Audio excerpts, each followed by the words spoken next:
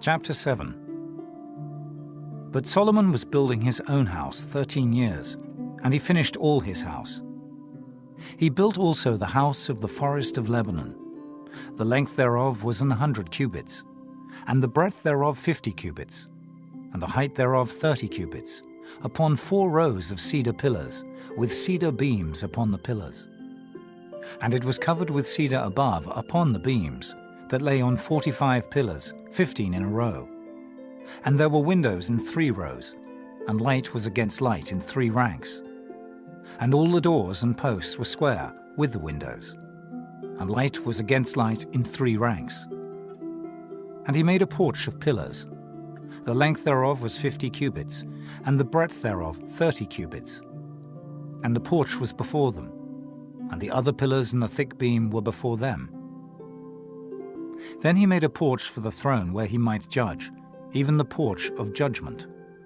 And it was covered with cedar from one side of the floor to the other. And his house where he dwelt had another court within the porch, which was of the like work. Solomon made also an house for Pharaoh's daughter, whom he had taken to wife, like unto this porch. All these were of costly stones, according to the measures of hewed stones, sawed with saws within and without, even from the foundation unto the coping, and so on the outside toward the great court. And the foundation was of costly stones, even great stones, stones of 10 cubits, and stones of 8 cubits. And above were costly stones, after the measures of hewed stones, and cedars. And the great court round about was with 3 rows of hewed stones, and a row of cedar beams, both for the inner court of the house of the Lord, and for the porch of the house. And King Solomon sent and fetched Hiram out of Tyre. He was a widow's son of the tribe of Naphtali, and his father was a man of Tyre, a worker in brass. And he was filled with wisdom and understanding, and cunning to work all works in brass. And he came to King Solomon, and wrought all his work. For he cast 2 pillars of brass, of 18 cubits high apiece, and a line of 12 cubits did compass either of them about. And he made 2 chapiters of molten brass, to set upon the tops of the pillars. The height of the one chapiter was 5 cubits, and the height of the other chapiter was 5 cubits.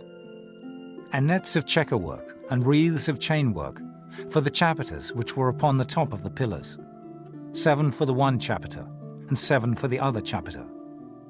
And he made the pillars, and 2 rows round about upon the one network, to cover the chapiters that were upon the top, with pomegranates.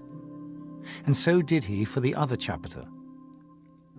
And the chapiters that were upon the top of the pillars were of lily work in the porch, 4 cubits. And the chapiters upon the 2 pillars had pomegranates also above, over against the belly, which was by the network. And the pomegranates were 200 in rows round about upon the other chapiter. And he set up the pillars in the porch of the temple. And he set up the right pillar, and called the name thereof Jachin. And he set up the left pillar, and called the name thereof Boaz. And upon the top of the pillars was lily work. So was the work of the pillars finished. And he made a molten sea, 10 cubits from the one brim to the other. It was round all about, and his height was 5 cubits. And a line of 30 cubits did compass it round about. And under the brim of it round about there were knops compassing it, 10 in a cubit, compassing the sea round about. The knops were cast in 2 rows when it was cast. It stood upon 12 oxen, 3 looking toward the north, and 3 looking toward the west, and 3 looking toward the south, and 3 looking toward the east. And the sea was set above upon them, and all their hinder parts were inward. And it was an handbreadth thick, and the brim thereof was wrought like the brim of a cup, with flowers of lilies. It contained 2,000 baths. And he made 10 bases of brass. 4 cubits was the length of one base, and 4 cubits the breadth thereof, and 3 cubits the height of it. And the work of the bases was on this manner. They had borders, and the borders were between the ledges. And on the borders that were between the ledges were lions, oxen, and cherubims. And upon the ledges there was a base above. And beneath the lions and oxen were certain additions made of thin work. And every base had 4 brassen wheels and plates of brass, and the 4 corners thereof had undersetters. Under the laver were undersetters molten at the side of every addition. And the mouth of it within the chapiter and above was a cubit. But the mouth thereof was round after the work of the base, a cubit and an half. And also upon the mouth of it were gravings with their borders, foursquare, not round. And under the borders were 4 wheels, and the axle trees of the wheels were joined to the base. And the height of a wheel was a cubit and half a cubit. And the work of the wheels was like the work of a chariot wheel. Their axle trees and their naves and their felloes and their spokes were all molten. And there were 4 undersetters to the 4 corners of one base, and the undersetters were of the very base itself.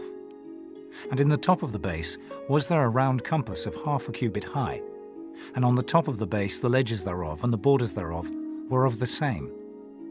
For on the plates of the ledges thereof and on the borders thereof he graved cherubims, lions, and palm trees, according to the proportion of every one, and additions round about.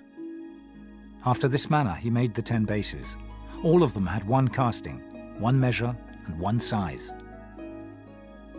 Then made he 10 lavers of brass. 1 laver contained 40 baths, and every laver was 4 cubits, and upon every one of the 10 bases 1 laver. And he put 5 bases on the right side of the house, and 5 on the left side of the house. And he set the sea on the right side of the house eastward, over against the south. And Hiram made the lavers, and the shovels, and the basins. So Hiram made an end of doing all the work that he made King Solomon for the house of the Lord.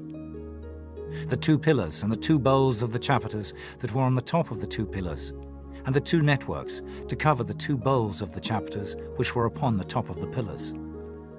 And 400 pomegranates for the 2 networks, even 2 rows of pomegranates for 1 network, to cover the 2 bowls of the chapiters that were upon the pillars.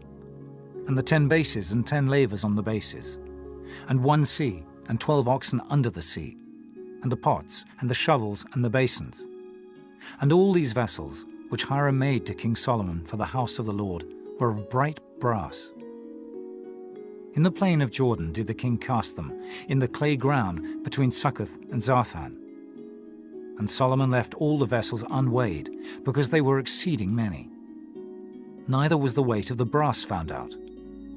And Solomon made all the vessels that pertained unto the house of the Lord, the altar of gold, and the table of gold, whereupon the showbread was, and the candlesticks of pure gold, 5 on the right side and 5 on the left, before the oracle, with the flowers and the lamps and the tongs of gold, and the bowls and the snuffers and the basins and the spoons, and the censers of pure gold, and the hinges of gold, both for the doors of the inner house, the most holy place, and for the doors of the house, to wit, of the temple.